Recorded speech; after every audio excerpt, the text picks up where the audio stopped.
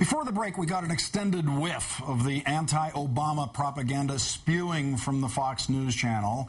Right-thinking people see that footage and know they are not watching real news. Right-wingers see those clips as a campaign ad for Roger Ailes. In our number one story, the headline from the website Politico this morning, "Friends push Roger Ailes for president." Fox News President Roger Ailes has responded, and in a moment we'll ask Richard Wolff to give us the odds of Roger Ailes winning the Iowa straw poll against his own employee, Mike Huckabee. First, the Republican Party and Roger Ailes have long had a symbiotic relationship. Ailes has worked as a media consultant for the likes of Nixon, Reagan, Giuliani, and Bush the Elder. He produced Rush Limbaugh's unwatchable failed 1990s television show before he was hired by Rupert Murdoch in 1996 to launch Fox News, which on day one became a propaganda arm for the Republican Party, with Ailes as the propagandist-in-chief. This morning, Politico reported that friends of Ailes want him to run for president of the United States. An anonymous top source told the website that, quote, "Ailes knows how to frame an issue better than anybody, and that's what we need now."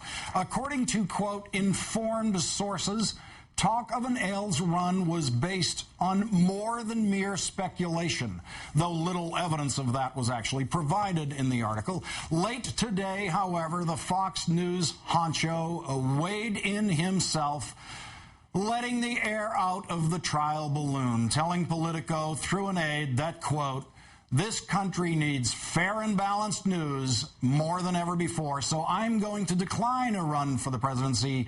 Besides, I can't take the pay cut." Joining me now is Richard Wolff, MSNBC political analyst, senior strategist at Public Strategies, and author of Renegade, The Making of a President. Richard, welcome. Thank you, Lawrence. Richard, as the world knows now, after a day of saturation coverage on this network, Chuck Todd bet a colleague that he would shave his goatee if the Phillies went to the World Series. Yes. I was going to bet you that if Roger Ailes actually ran for president, I would get a Brazilian. Now, was there any chance you would have taken that bet? I would have had to give you odds, and you could have chosen to then shave any 2 square inches of any body hair of your choice. Is there any way you would have taken that bet? Could you just give me a couple of seconds for my retinas to stop burning with that image? You know, I will say that I did not ever think this was going to happen. That line, by the way, more than mere speculation, tells you that it was all mere speculation. And I was, if Roger Ailes had ever been a candidate, even considered being a candidate, I was going to say I'm a banana. You know, just indulge us for the moment, the fantasy of Roger Ailes running for president. You've been on the ground in Iowa, amongst the hay bales, watching a candidate come from out of nowhere, win Iowa, and go on to the presidency. What would Roger Ailes have had to do if he actually got himself out there in Iowa to take on Mike Huckabee? Well, apart from distinguishing the bales of hay from the bales of pancakes, you have to understand that Roger Ailes is a master image maker, not just because he's managed to take a fake news organization and make it look like it's real cable news, but also all these presidents that he aided along the way. Most notably, read Joe McGinnis's book, The Selling of the President, about the Nixon campaign.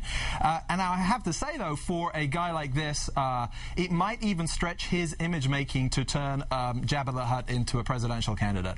Now, his actual operations, with it, formal, paid-for operations within the Republican Party, are almost a generation ago in politics anyway, and people had kind of forgotten it. I mean, I've often told people he used to work for Nixon, and they're surprised.